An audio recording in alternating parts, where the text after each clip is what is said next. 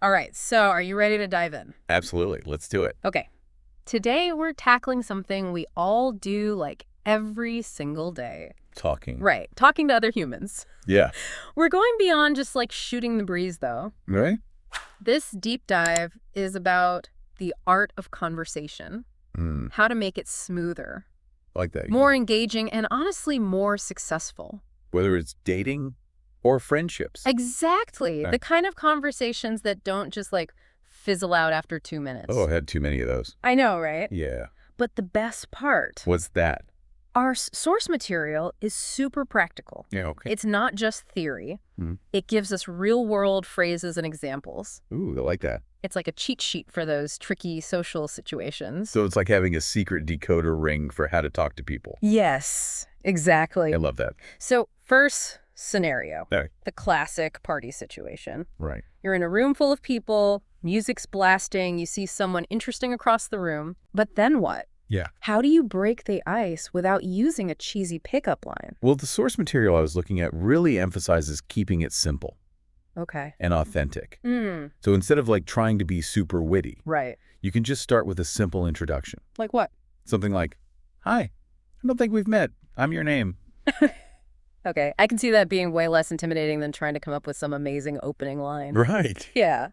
It takes the pressure off. But isn't that, I don't know, basic? Ah, I see what you mean. Like, where do you go from there? Okay, well, that's where active listening comes in. So the source gives this example where the conversation goes from the introduction to asking if they know the host. Oh, It's a simple question, yeah. but it instantly creates a connection. So instead of dominating the conversation, Right. you're actually encouraging the other person to talk about themselves. Exactly. Okay, I like that. And that's when things can get interesting. Because? Well, from there, the example conversation moves into some pretty universal topics, like work and hobbies. You know, I've always wondered why those topics are such good icebreakers. Yeah. Like, is it just because they're safe topics, or is there something deeper? I think it's deeper than that. Okay. When we talk about our work or hobbies, Yeah. we're sharing a bit of who we are, right? Mm-hmm. And if the other person is interested, Mm-hmm. or even better, if they share something similar, Right. it creates a connection. Like a sense of validation, maybe. Yeah, exactly. Ew. It's like saying, hey, we both love creative stuff. Mm. And suddenly, that initial awkwardness just melts away. That makes total sense. Right. It's not just about filling the silence. It's about finding common ground. Absolutely. If they've broken the ice, found common ground, Yeah. do they just talk about work forever? No, not at all. Okay, good. The example shows how you can transition to a more social setting. Okay. One of them just asks if the other would like to get a drink. Smooth.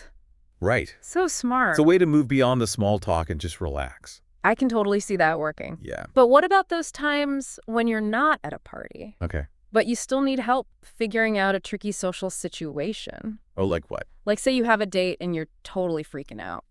Pre-date jitters. Yes. Classic. Luckily for us, What?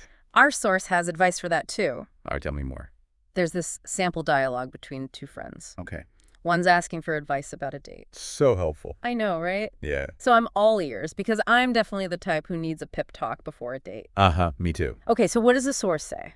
The source says to be direct and respectful of the other person's time. Okay. So you could say something like, Yeah. hey, do you have a minute? I need your advice. Straight to the point. Right. I like that. It's on. So what kind of advice does the friend give? Well, first, the friend suggests choosing a comfortable public place for the date. Makes sense. They decide on a coffee shop downtown Oh, yeah. so they can relax and talk.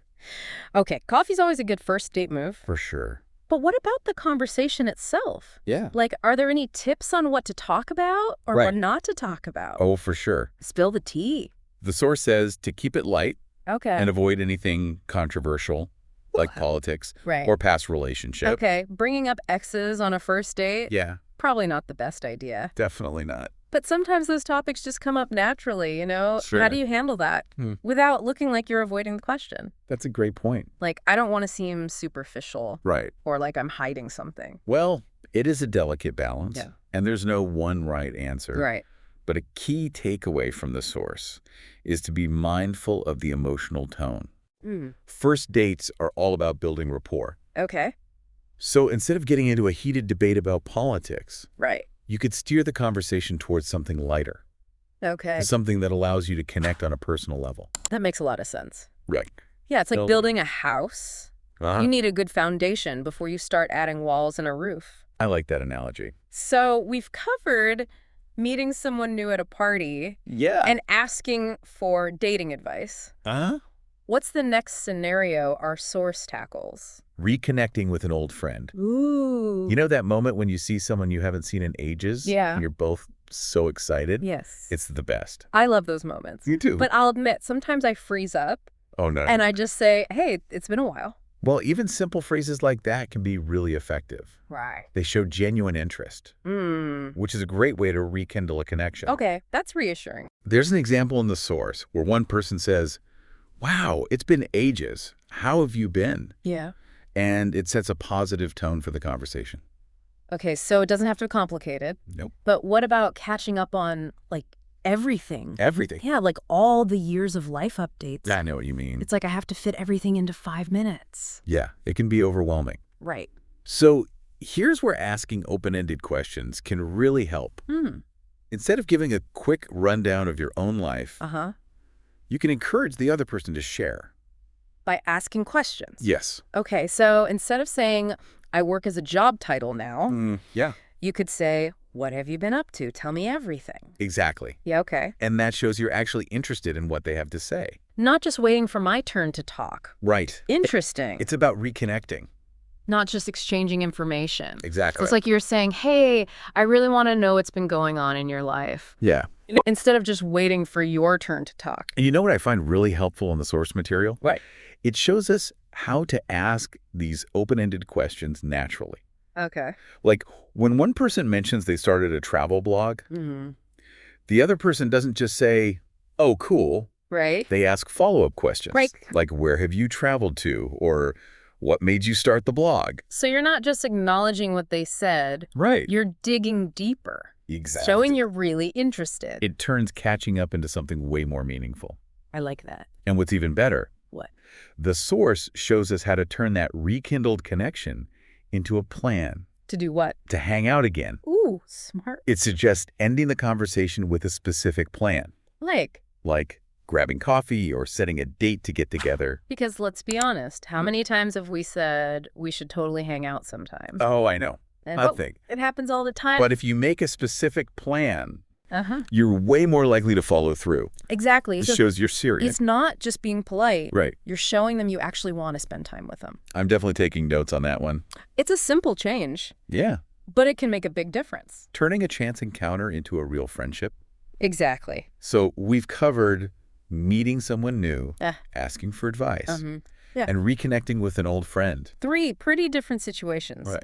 But what are some of the big themes you've noticed? Yeah, what are the things that connect all these examples? Well, one thing that really stands out to me is vulnerability. Whether you're introducing yourself to someone new, Yeah. asking for help, or admitting you've lost touch, Right. you're putting yourself out there. Which can be scary. It can be risky, but vulnerability is also how we build real connections. When we let our guard down, it gives others permission to do the same. So instead of trying to be perfect, Right. we connect with people by being real. It's about being relatable. I like that. And, it's not just about being vulnerable with other people. Okay. It's also about being vulnerable with ourselves.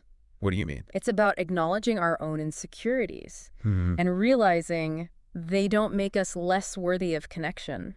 That's such an important point. Sometimes we get so caught up in saying the right thing or making the perfect impression Totally. that we forget to just be ourselves. It's easy to fall into that trap. So the next time you're overthinking a social interaction, Okay.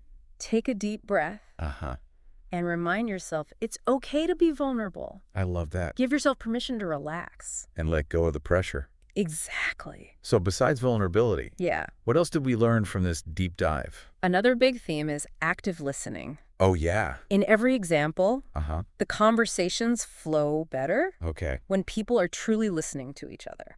I used to think active listening was just nodding your head and saying, at the right time. But it's so much more than that. It really is. So what is it? It's about engaging with what the other person's saying, Yeah. both with your words and your body language. Give me an example. making eye contact, Okay. asking questions to clarify, Uh-huh. and reflecting back what you've heard. So they know you're listening. Exactly. It's not just waiting for your turn to talk. Right. You're really present in the conversation. And the amazing thing is, Yeah. active listening creates this ripple effect. Mm. When one person feels heard, Yeah. it makes it easier for the other person to open up too. Like you're building trust. Exactly. And that trust can lead to What? deeper relationships, Huh. stronger friendships, For sure. maybe even new opportunities. You know, it's funny how something as simple as a conversation can have such a big impact on our lives. I know, right? But I think it shows just how powerful human connection is. We all want to connect, We all want to belong. especially in a world that can feel so isolating sometimes. That's true. These conversations, Yeah. these moments of connection, Uh-huh. they become even more important. They remind us we're not alone. We're in this together. It makes you think that every conversation, big or small, Yeah, could have a huge impact. totally. So as we wrap up our deep dive today, Uh-huh. what are some things you hope our listeners take away from all this?